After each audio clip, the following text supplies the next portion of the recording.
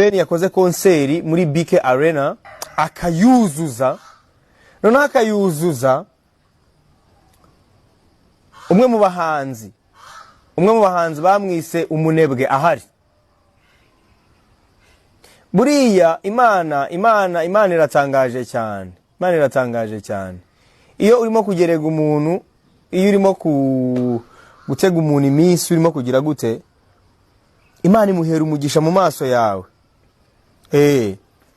Imana imuhera umugisha mu maso yawe kugira ngo ubone ko utari Imana, kugira ngo ubone ko nawe uri umuntu nkawe, kugira ngo nawe ubone ko hari na byinshi ugomba gukora, hari na byinshi, hari urugamba ukiriho. Niyo mpamvu iteka ryose ngiye mbabwira ngo mushyire hamwe, musenyere umugozi umwe. Ibyo bintu byo kugira amatsinda ngo itsinda rirwanya ngo abandi bahanzi cyangwa itsinda rirwanya no, akaba ari byo ukora, ariko inyuma ukagaragaza ko ushyigikiye abahanzi, kandi inyuma wirirwa bavuga ibintu bibi, wirirwa bicira amazina, wirirwa basebya mu bandi, wirirwa umwe mu bahanzi bise The Ben umunebwe yarahari, yabonye iby'Imana yakoze, yabonye iby'Imana yakoze. Iyo ni Imana. Ngewe ntago muzigera munyumva mvuga ngo uyu muhanzi ngo aririmba nabi ngo cyangwa ngo oya, kubera ko singing is a gift from above.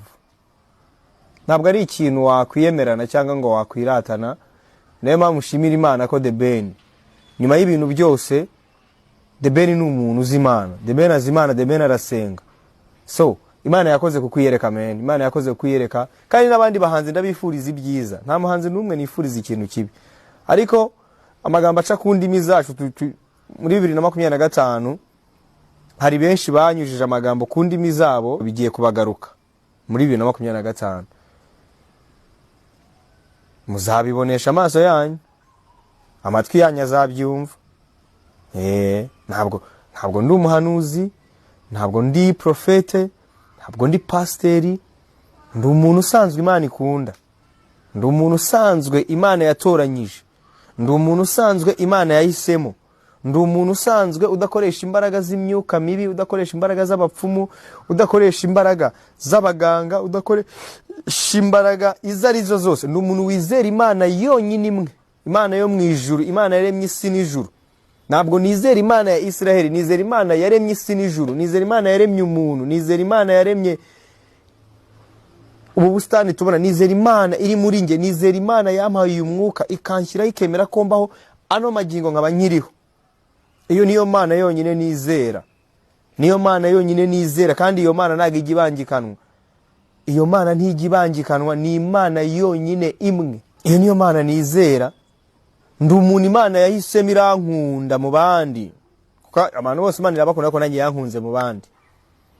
Irankunda, abantu bamvuga bibi irakomeza irankunda, abantu baransebya irakomeza irankunda, abantu bavuga ko irakomeza irankunda. Iyo yanze kumvaho, abantu bagerageza kumpindanya, kwerekana isura yanjye mbi, Imana irakomeza irankunda, kugezaho uyu munsi mfite amahoro y'umutima, kugezaho uyu munsi mvuga ngo ndimo ndakora icyo nshaka cyose gipfa kuba kitabangamiye abandi bantu, kuko kuririmba nta muntu bibangamiye. Niba ushaka kuririmba nawe genda uririmbe, gukora ibiganiro nta muntu nza ngo nibasire, nawe genda ufungure YouTube channel ushyireho ibiganiro byawe. I have life. Simply, I have life. Mfite ubuzima, ndabushimira Imana. I am alive. I am alive. Oh my God, I am alive. Byarabaye. Ndiho. Ndabishimira Imana kuba ndiho we. Ndiho kandi ndiho cyane kubera Imana ndiho. Imana ibirimo. Natangije iyo hashtag mbabwira ngo Imana ibirimo.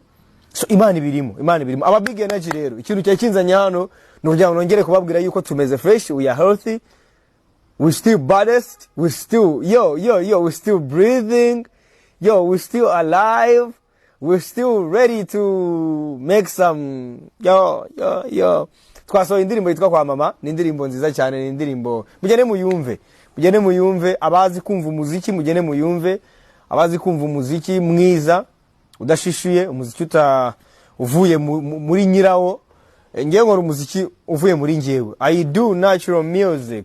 I express my feelings through instrument. When I step to the studio and I listen to the beat and I be like, yo, let me drop something, this beat. Yo, I mash it up the place, brother. Indirimbo yitwa Kwa Mama, ni indirimbo tumaze iminsi ibiri, imaze kuza iminsi ibiri isohotse. Feedback ndimo kwakira zimeze neza sana. Imana ibahe umugisha. Comment 700 na Imana ibahe umugisha, ibihumbi 10 na bingahe mu munsi umwe cyangwa mu minsi ibiri. Muri ino minsi hari ikintu bita algorithm ya YouTube. Abantu bakoresha YouTube murabizi mugende murebe ukuntu bimeze. Ari ukuntu ifaranga rya currency yaranyeganyeze, worldwide crisis, pandemic n'ibiki byose abantu barakena, ntaga amafaranga kibageraho, binagabanyiriza Google abakiriya yagiraga kubera ko nta internet abantu barimo kubona. Hanyuma habamo na competition ku mugabo witwa Elon Musk nyiri X, nawe yatangiye gucuruza, yatangiye gukorera n'amafaranga. By the way, abantu bari kuri X barabizi bakorera amafaranga, barahembwa, abantu bahembwa ku kwezi kuri X. Aba naba competitors benshi ba Google, byatumye hari ukuntu viewership ya YouTube igabanuka, ariko feedback ndimo kubona kuri no ndirimbo imeze neza. Ndabashimiye abantu mwese mwayikunze cyangwa mwayikunze mu munsi wa mbere cyangwa iminsi ibiri isohotse. Ni ndirimbo nashakaga kubaha kugira ngo ndangize umwaka nyine hari akantu bahaye kaka gift. It was just a gift, kubahereza gift. Then yo, ubu ngubu project zigiye kuza muzifatishe yombi. Muzitegereze n'amaboko yombi, muzakirize yombi, kuko project zigiye kuza ziri big, very big. One of the biggest project that I have. Nashizeho ibiganza byanjye very soon. Indirimbo yitwa Kwa Mama. Reka tubakubitiremo akantu gato ari naho nsoreza kugira ngo nze kubashyiraho link kuri ino video. Hanyuma yo, we mash it up the place. Indirimbo muyikubite muyizamure bao kuri TikTok.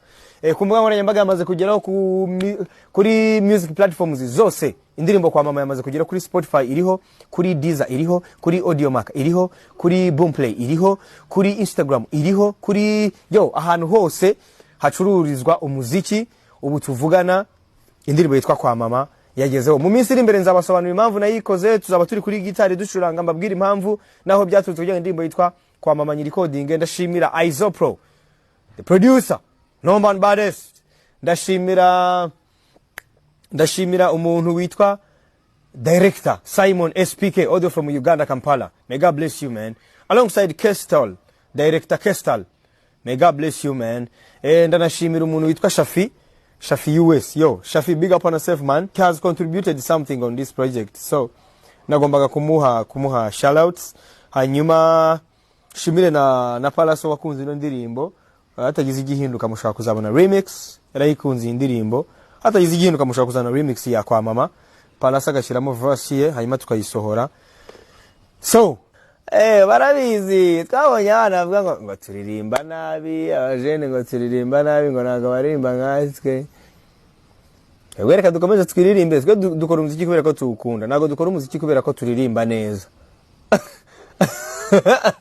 Iyo turirimbye turabohoka, ningo dukora umuziki nkuko urya, kucyurya kubera ko ushonje. Ngeyo nkoze umuziki ubuzima bwanjye burushaho kumera neza. Ntabwo dukora umuziki kubera ko dukora umuziki kubera ko tuwukunda. Iki kintu ndakibasubiriramo, dukora umuziki kubera ko tuwukunda.